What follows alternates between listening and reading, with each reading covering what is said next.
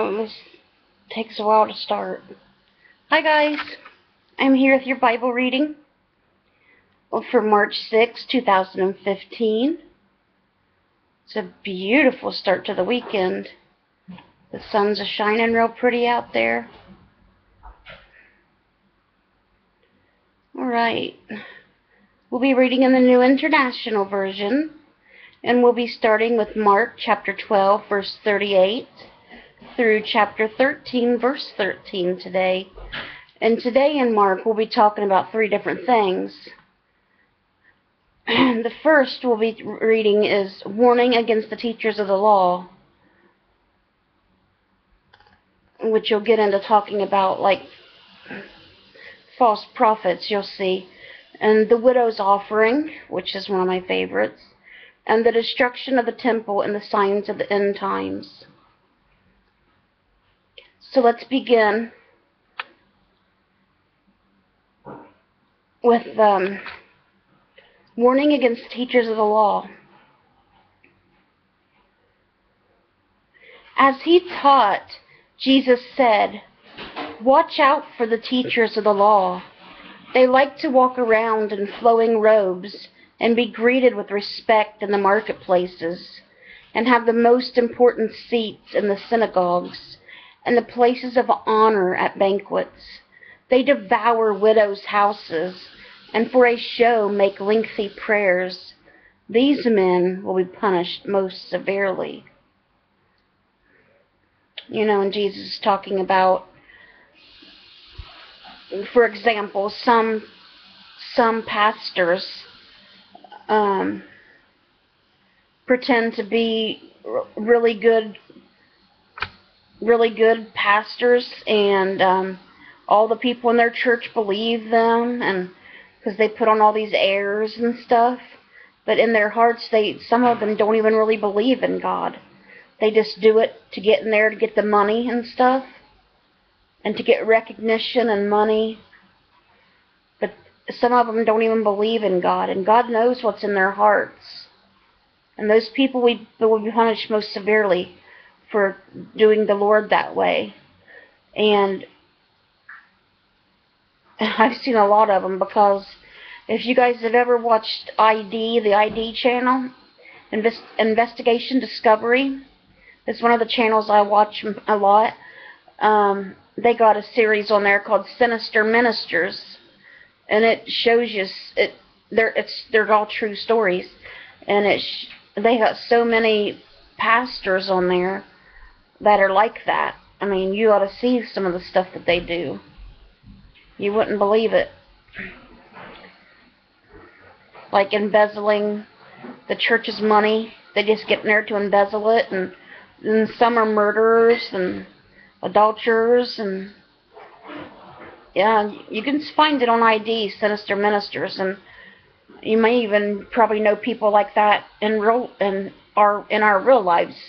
Besides TV, I know I do, but I'm not going to judge anyone, but I'm just saying I do, because I know someone in my family that pretends to be a Christian and goes to church sometimes just to get, to put on a show for people, but then comes back and acts horrible and says that she's an atheist and tells her children that God is not real. So Jesus is talking about people like that. And it really upsets me when people do that, but I just keep telling myself, God knows what's in everybody's hearts, and that's what I keep trying to tell everybody. God knows what's in your heart. You can put on any act you want to put on. You can fool, I've said this several times, you can fool any man in this world. You can fool every single man in this world.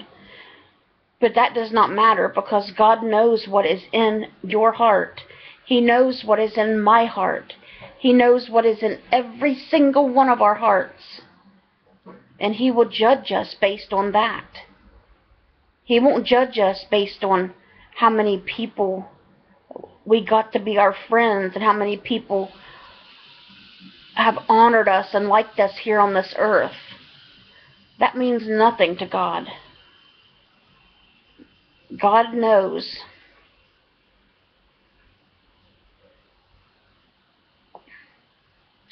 All right, now we'll get to the widow's offering. Jesus sat down opposite the place where the offerings were put and watched the crowd putting their money into the temple treasury. Many rich people threw in large amounts, but a poor widow came up and put in 2 very small copper coins, worth only a few cents. Calling his disciples to him, Jesus said, "Truly I tell you, this poor widow has put more into the treasury than all the others.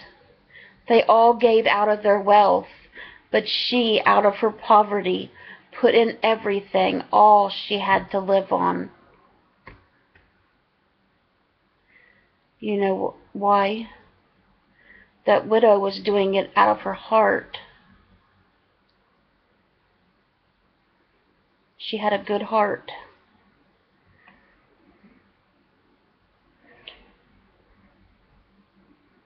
That's my opinion of it anyways. I hate shirts with tags in them. Keeps poking me in the back of the neck. Sorry. I need to cut it out. Alright. Now lastly for Mark today, the destruction of the temple and signs of the end times. As Jesus was leaving the temple, one of his disciples said to him, "Look, teacher, what massive stones, what magnificent buildings." "Do you see all these great buildings?" replied Jesus.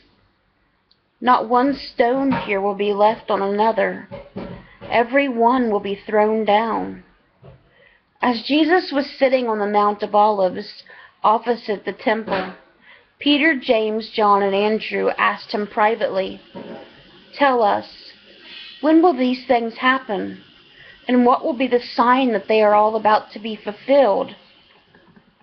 Jesus said to them, "Watch out that no one deceives you. Many will come in my name, claiming I am he, and will deceive many. When you hear of wars and rumors of wars, do not be alarmed. Such things must happen, but the end is still to come. Nation will rise against nation, and kingdom against kingdom. There will be earthquakes in various places and famines. These are the beginning of birth pains. You must be on your guard. You will be handed over to the local councils and flogged in the synagogues. On account of me, you will stand before governors and kings as witnesses to them. And the gospel must first be preached to all nations. Whenever you are arrested and brought to trial, do not worry beforehand about what to say. Just say whatever is given you at the time, for it is not you speaking, but the Holy Spirit. Brother will betray brother to death, and a father his child. Children will rebel against their parents and have them put to death. Everyone will hate you because of me, but the one who stands firm to the end will be saved." And that's where we stop with Mark for today. See, that really makes you think, that part. You know, I am one to say, I say all the time, that when that time comes, if we're still all here when that time comes, I'm not turning my back on Jesus. They can kill me if they want to kill me, but I'm not turning my back on Jesus. But you got to keep in mind how you don't know how you're going to act when that time comes. When someone comes and says, you know, if you don't denounce Jesus, and has a knife to your throat and going to cut your head off, would you change your mind, or would you stand firm and not betray Jesus? And I hope I've got the strength to stand with Jesus and don't let my fear or the devil win me over.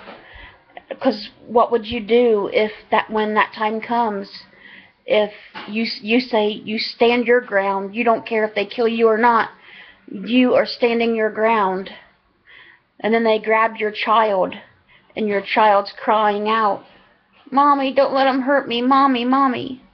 And they got a knife to your child's throat and say, if you do not denounce Jesus, your child dies, and they'll cut your child's head off right in front of you. A lot of people will denounce Jesus. And I hope I'm strong enough no matter what. And I hope you all are too. We can't let the devil win. We need to stand with Jesus, because you know what? If our loved ones are killed because we do not denounce Jesus, and if we're killed because we don't denounce Jesus, we'll all see each other in heaven again. We'll all be together.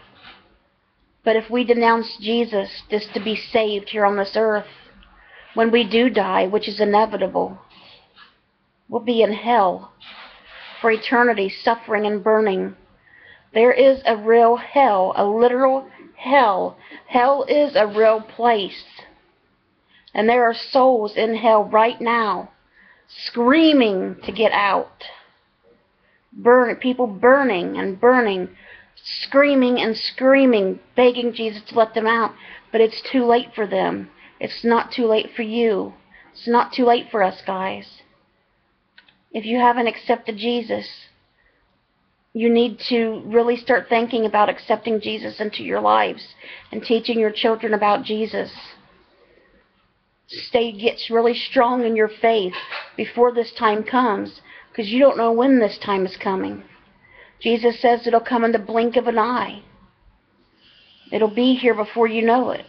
It's a day closer every day. It may not be in our time.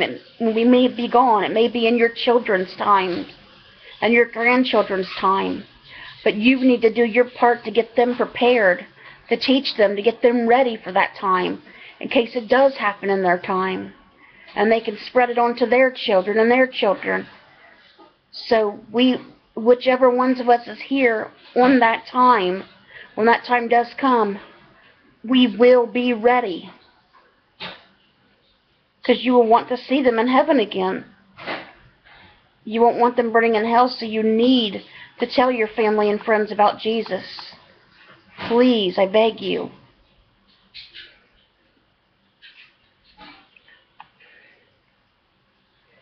Okay, guys, we'll go to our psalm for today, which is Psalm 49, for the director of music of the sons of Korah, a psalm. This one's a little bit long. Hear this, all you peoples. Listen, all who live in this world, both low and high, rich and poor alike.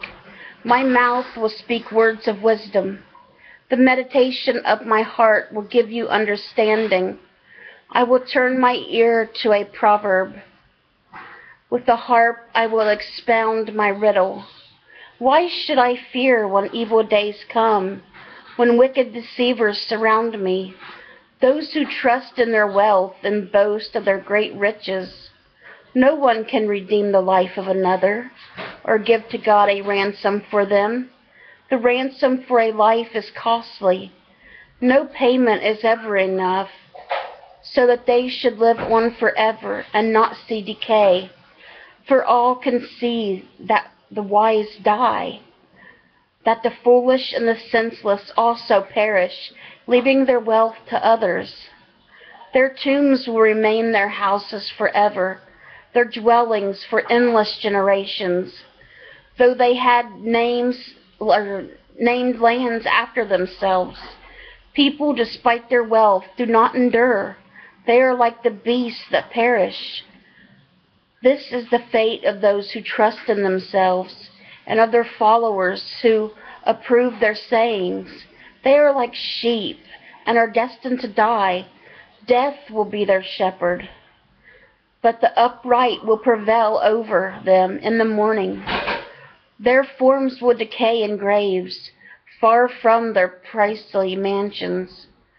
But God will redeem me from the realm of the dead. He will surely take me to himself. Do not be overthrown when others grow rich, when the splendor of their houses increases, for they will take nothing with them when they die. Their splendor will not descend with them. Though while they live, they count themselves blessed, and people praise you when you prosper. They will join those who have gone before them, who will never again see the light of life. People who have wealth but lack understanding are like the beasts that perish.